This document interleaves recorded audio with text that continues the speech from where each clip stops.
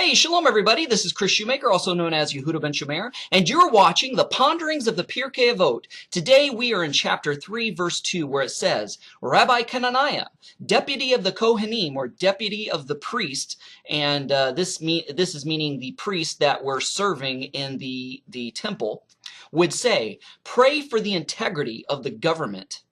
For were it not for the fear of its authority, a man would swallow his neighbor alive.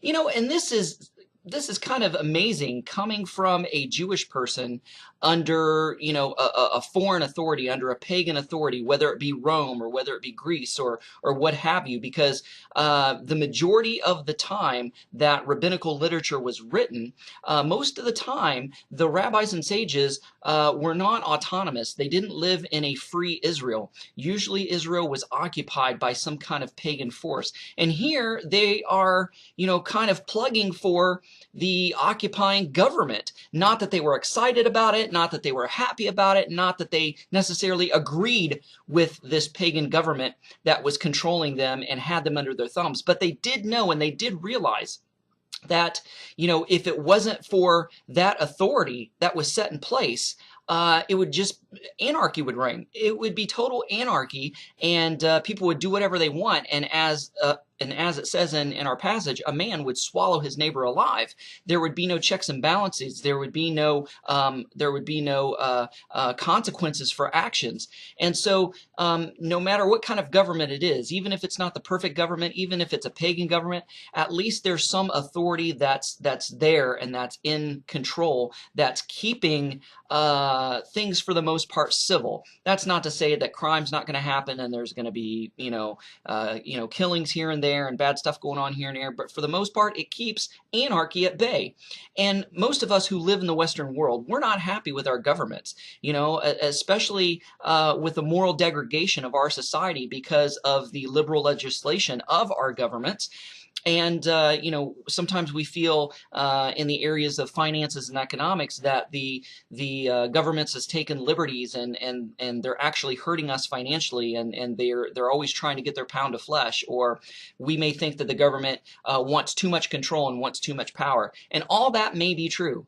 But since we're not living in a perfect theocracy ran by God and ruled by Torah, a human man-made government is better than nothing. It's the next best thing. So that's why it's important. And we even see in the writings of Rav Shaul and the Apostle Paul in the Brit Chadesha, the Renewed Covenant, the New Testament, where he says over and over and over, pray for the governments that are ruling over you. Even though they're not Torah-obedient governments, even though they're not, Christian governments, even though they're not godly governments, they may be just total pagan governments. Pray for them because, when the nation is at peace, even through a pagan government, then things go well for you. And not saying that things were perfect in the time that the rabbinical literature was written, in the time of Roman occupation.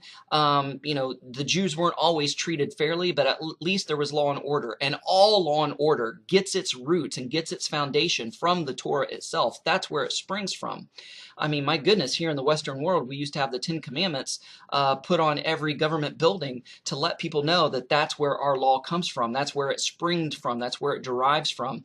And so this is what I wrote in the commentary. It says, especially in exile, especially in a pagan, non-Torah, non-theocratic government, just as recorded in the Tanakh, so goes the king, so goes the people every time.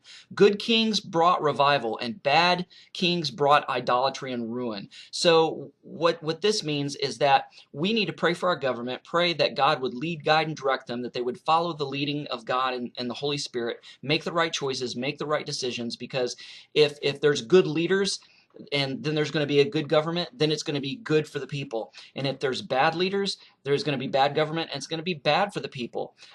You pray for the leader, and you have a good leader, then there's a possibility that revival can still come forth from that. You have an evil leader, a bad leader, then you can get something as bad as Hitler's Holocaust that can come out of that. So that's why we as believers in Messiah Yeshua, and we as Jews and parts of the lost 10 tribes of Israel who are living in exile and living under a non-Torah pagan government, that's why we need to pray for the government, not always criticize it and put it down and complain against it. Thank God it's there, because at least it keeps things civil, and it doesn't allow things to spin out of control and go into anarchy.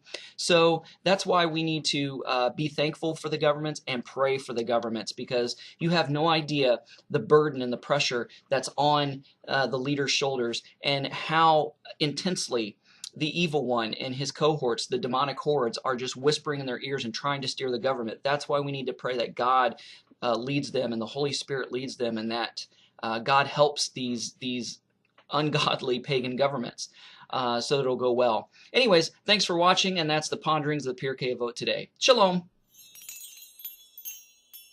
Hey everybody, thanks for watching. And don't forget to check out and subscribe to our social media accounts on Instagram at AD_International, on Facebook at Abraham's Descendants International, on Twitter at ADINT Ministries, and on Blogger at Ray Bash's Ramblings. And don't forget to check out and bookmark our website, abrahamsdescendants.com. Shalom.